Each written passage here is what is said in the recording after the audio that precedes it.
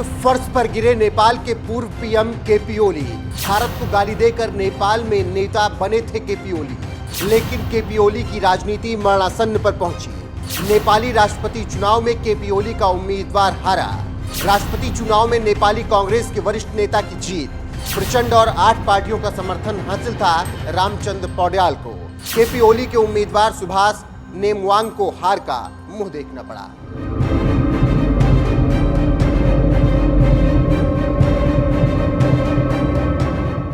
नमस्कार, मैं हूं आपके साथ रोहित। 2 दिन पहले नेपाल में नए राष्ट्रपति और नए राजनीतिक समीकरण तय हो गए, लेकिन इसकी पटकथा चुनाव से पहले तय हो गई थी, जब 8 विपक्षी पार्टियों और प्रचंड की पार्टी ने यह तय कर दिया था कि हमारा साझा उम्मीदवार रहेगा और हमारे उम्मीदवार होंगे नेपाली कांग्रेस के वरिष्ठ नेता रामचंद्र पौड्याल।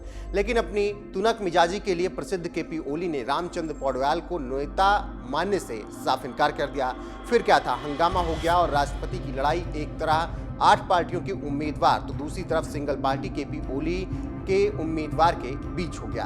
बस इसी से तय हो गया कि अब केपी ओली खत्म है। समझिए पूरा मामला इस रिपोर्ट में।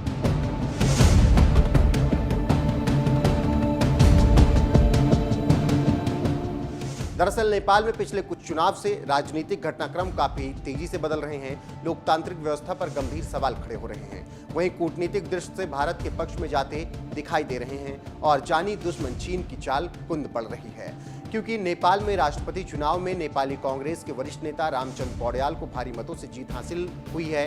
नेपाल के प्रधानमंत्री और कम्युनिस्ट पार्टी ऑफ नेपाल के मुखिया पुष्प कमल दहल प्रचंड ने नेपाली कांग्रेस के वरिष्ठ नेता रामचंद्र पौड्याल को इस चुनाव में समर्थन दिया था, तो प्रचंड सरकार का समर्थन कर रहे केपी ओली नाराज हो गए और सरकार से समर्थन वापस ले लिया और अपना उम्मीदवार सुभाष नेमवांग को उतार दिया, जिसका नतीजा आपके सामने है। केपी शर्मा ओली की party communist party of Nepal के उम्मीदवार सुभाष नेमांग को हार का मुंह देखना पड़ा। नेपाल के राजनीतिक विश्लेषक और भारत के विदेशी मामलों के जानकार कह रहे हैं कि यह चुनाव परिणाम केपी ओली के लिए करारा झटका है। वहीं नेपाली कांग्रेस के मुखिया शेर बहादुर देउबा और पीएम प्रचंड के लिए ये जीत बहुत बड़ी जीत है, क्योंकि ओली का सूरज अस्त हो रहा है और चीन का भी खेल समाप्त हो रहा है। जानकारी देते चलें कि नेपाल में करीब 2 महीने पहले संपन्न हुए संघीय प्रतिनिधि सभा के चुनाव में विचारधारा को दरकिनार कर गठबंधन बने।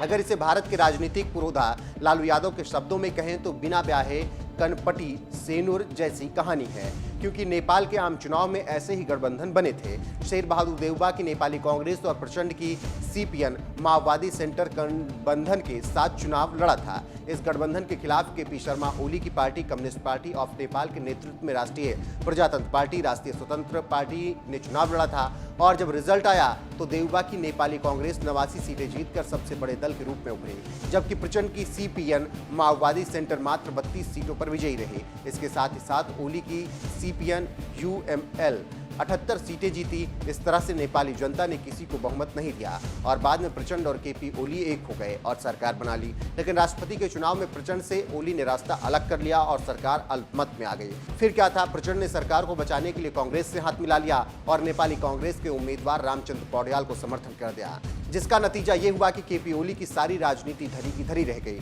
और अब तो राजनीतिक स्थिरता में भी उनकी हालत खराब हो गई है। और कहा जा रहा है कि नेपाल की राजनीति में ओली जिस तरह से ध्रुव तारा बने थे, उतनी जल्दी गायब भी हो गए। वहीं जानकारों की माने तो आज जो स्थिति नेपाल में बनी है, ऐसी स्थिति नेपाली राजनेताओं की वजह से बनी है, क्योंकि राजनीतिक दलों का बेमेल गठजोड़ नेपाल में लोकतंत्र के लिए सबसे बड़ी चुनौती बनकर उभरा है।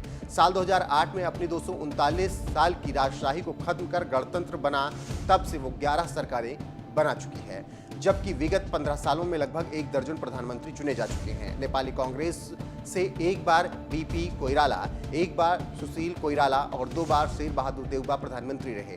सीपीएन माओवादी सेंटर की ओर से 3 बार प्रचंड और 1 बार बाबूराम भट्टराई प्रधानमंत्री बने। सीपीएन यूएमएल की ओर से 1 बार माधव नेपाल, 1 बार झलनाथ खनल और 2 बार केपी ओली प्रधानमंत्री रहे। इसके अलावा 2013 में मुख्य न्यायाधीश भी कार्यवाहक प्रधानमंत्री पद संभाल चुके हैं। इससे आप समझ सकते हैं कि नेपाल में नेताओं का क्या हाल है और आगे नेपाल का क्या हाल होने वाला है। इससे नेपाल की राजनीतिक स्थिरता को भी समझा जा सकता है। लेकिन एक बात जो कही जा रही है वो ये है कि अब चीन को बड़ी परेशानी होने वाली है, क्योंकि चीनी समर्थक खत्म हो रहे हैं और भारत समर्थक सत्ता और सत्ता के बाहर दोनों जगहों पर ताकतवर हो रहे हैं। इससे आप अंदाजा लगा सकते हैं कि कैसे नेपाल में चीन और भारत विरोधी ठिकाने लगाए जा रहे हैं या लग गए हैं। अब देखना होगा कि आगे क्या कुछ होता है, लेकिन राष्ट्रपति चुनाव में नेपाल में बड़े बड़े धुरंधरों के होश उड़ गए हैं।